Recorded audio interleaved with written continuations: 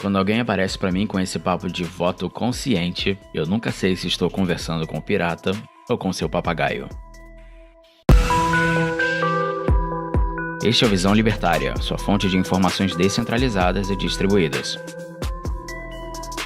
Papiros de Oxirrinco foi o nome dado ao grupo de manuscritos descobertos no final do século XIX pela dupla de papirologistas ingleses Bernard Pine Grenfell e Arthur Surridge Hunt.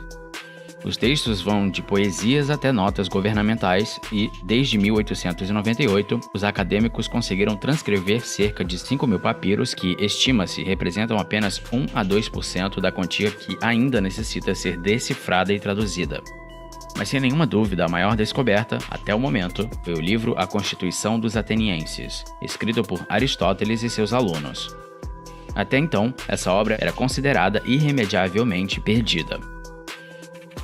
O livro faz parte de uma pesquisa maior da escola peripatética, que pretendia analisar 158 constituições da Hélade. Todas as outras 157 análises continuam desaparecidas. Acredita-se que essa pesquisa conjunta tenha servido como base para o tratado A Política, onde, depois de analisar as 100 e tantas constituições, Aristóteles conclui que existem apenas 3 formas possíveis de governo: monarquia, aristocracia e poliarquia. Cada uma delas corrompendo-se de formas diferentes. A monarquia era tomada pela tirania. A aristocracia se transformava em uma oligarquia. A poliarquia descambava em uma democracia. Neste artigo, trataremos apenas desta última forma de governo. Comecemos falando de Solon, que foi o legislador ateniense responsável pela criação da poliarquia, sistema que serviu de base para o conceito de democracia que temos hoje. A poliarquia de Solon difere do sistema democrático moderno ao pressupor uma sociedade de costumes homogêneos e limitar os direitos políticos a um grupo qualificado. O primeiro defeito deste sistema, segundo Aristóteles, consiste em ele irremediavelmente precisar de uma homogeneidade social quase perfeita, sob pena de criar, como se vê atualmente, classes de governantes com valores completamente outros do que aqueles da chamada Silent Majority, ou maioria silenciosa. Para ele, a natural expansão de uma polis se dava ao custo gradativo de sua coesão social. Logo, apesar de inicialmente funcionar muito bem, o sistema poliárquico é como um balão de ar que, inflado a um certo ponto de estresse, implode pelas forças interiores incoesas. No entanto, é possível encontrar no mundo apiário uma solução para esse problema. Toda colmeia de abelha se expande com base no bem-estar da sua rainha. Esta passa o dia comendo e, enquanto mastiga, libera um feromônio que indica às demais abelhas que a sua rainha ainda está viva e, portanto, que é preciso continuar expandindo. Acontece que, quando a colmeia chega a uma população de mais ou menos 45.000 abelhas, o feromônio liberado pela rainha não alcança as que estão mais distantes. Estas, então, entendem que a digníssima morreu, o que as faz eleger uma nova rainha e a formarem assim uma nova colmeia. Com isso, a gente conclui que seria necessário amputar os excedentes para manter a coesão social e, com isso, conservar a saúde democrática de um Estado. O excedente amputado naturalmente formaria outro pequeno Estado autônomo, mas ninguém aqui é bobinho, né? A história humana comprova que esse negócio de abrir mão de poder e territórios é sempre difícil. Por isso mesmo, resta no mundo apenas um país com um sistema realmente democrático. Este país manteve sua boa saúde e incorporou o exemplo das abelhas em sua sociedade. No caso, estou falando da Suíça e seus cantões. Na Suíça, o governo central não tem a mínima importância, porque o país inteiro é administrado por governos cantonais, que são como organizações de bairro, mas com uma autonomia plena, digna de um Estado soberano. Isso aconteceu porque a Suíça é minúscula, com vilarejos circundados por montanhas, ou seja, naturalmente isolados e com um povo culturalmente homogêneo. A saúde deste Estado europeu já prova, por fato manifestado, o sucesso do sistema cantonal, que, análogo às colmeias, se fragmenta em pequenos vilarejos culturalmente coesos e politicamente independentes, permitindo assim a realização plena de um Estado democrático. O exemplo dos cantões ainda serve para nos explicar a segunda condição que Aristóteles designa para o bom funcionamento da poliarquia, isto é, a baixa participação política. Segundo ele, é o aumento gradativo e inexorável do colégio eleitoral que abre espaço de manobra para os demagogos que, manipulando ao seu bel prazer a nova massa de votantes desqualificados, criarão uma espécie de governo dos cavilosos, isto é, a democracia tal como é hoje conhecida.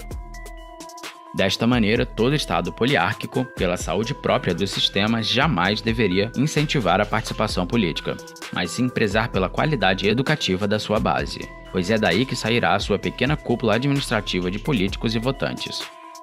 Por isso que no auge da sua democracia, Atenas continuava sendo uma sociedade eminentemente ruralista, com a maior parte de seus cidadãos preocupados apenas com o cultivo do trigo e da azeitona, completamente alheios às politicagens da capital. E é também apenas através desse exemplo que podemos compreender o porquê de a Suíça só ter permitido o voto feminino em 1971, data que parece atrasadíssima para os padrões europeus. Ao contrário do que sugerem os nossos preconceitos, o chamado sufrágio feminino costuma ser um sintoma de fraqueza do sistema democrático, porque ele implica em sua individualização do voto e, portanto, em um vestígio de baixa coesão social. Na Suíça, a célula mínima da sociedade era a família, não o indivíduo. Por isso, era mais comum que se votasse em nome da família ou até do vilarejo, tamanha era a coesão social daquele país. Com isso, temos que a individualização do voto implica em uma grande desarmonia entre as famílias, o que, em macrocosmo, sugere uma grave desunião nacional. Portanto, em uma democracia saudável e humana, o voto tende a ser familiar e a politicagem toma sua verdadeira proporção, ou seja, volta a ser um assunto periférico da vida humana. Aqui vai uma curiosidade. Platão financiou uma espécie de intercâmbio por toda a Hélade, ou seja, antiga Grécia, apenas com o dinheiro que conseguiu ao vender meia dúzia de tonéis de azeitona. A fruta era como uma uva rubi romana dos dias de hoje, isto é, os olhos da cara. Descendo agora das alturas conceituais e deixando para lá os bons exemplos, vamos dar uma breve olhada para a nossa miserável realidade. É evidente que o nosso país não cumpre, nem de longe, nenhuma das recomendações aristotélicas. Somos um povo culturalmente heterogêneo e o direito de votar foi tão estendido que você já pode ajudar a decidir os rumos do país antes mesmo de poder ser preso.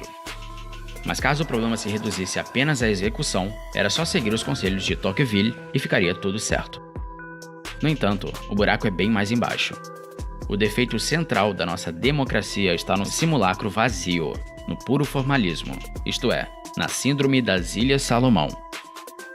Tocqueville, em seu livro Democracy in America, diz que o segredo para que um país obtenha grandeza e prosperidade está na incorporação real e prática dos valores cristãos na vida familiar do populacho, o qual, contrastando com um ambiente corrupto da política, criará uma nação confiável e rica desde a base.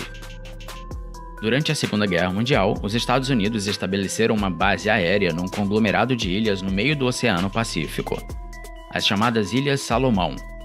Então, diariamente, pousava lá um Boeing B-17 ou um B-24 e por aí vai. Acontece que morava nessa ilha uma tribo de aborígenes que toda manhã contemplava, com espanto, o pouso desses monstros. A guerra acabou, os americanos desmontaram sua base e voltaram para casa. Mas uma vez sozinhos, os nativos criaram uma espécie de culto do avião, que consistia num ritual em que o pajé catava 2 gravetos e com eles imitava os sinais de balizamento das aeronaves.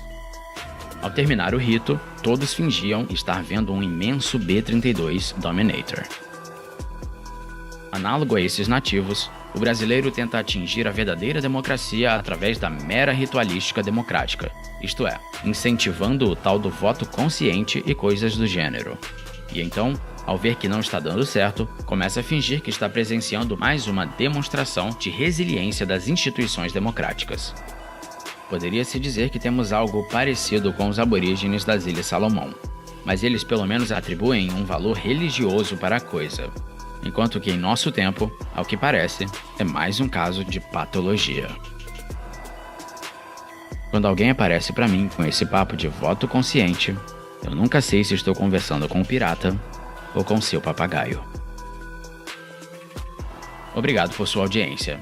Este artigo foi sugerido e escrito por Mônaco, revisado por Paulo Almeida, narrado e produzido por J. Fernandes. Se você gostou deste vídeo, clique no ícone de curtir abaixo e compartilhe o vídeo em sua rede social. Se você deseja ser notificado de outros vídeos, inscreva-se no canal e depois clique no ícone de campainha. Apoie iniciativas libertárias. Veja mais em nosso site. Até a próxima!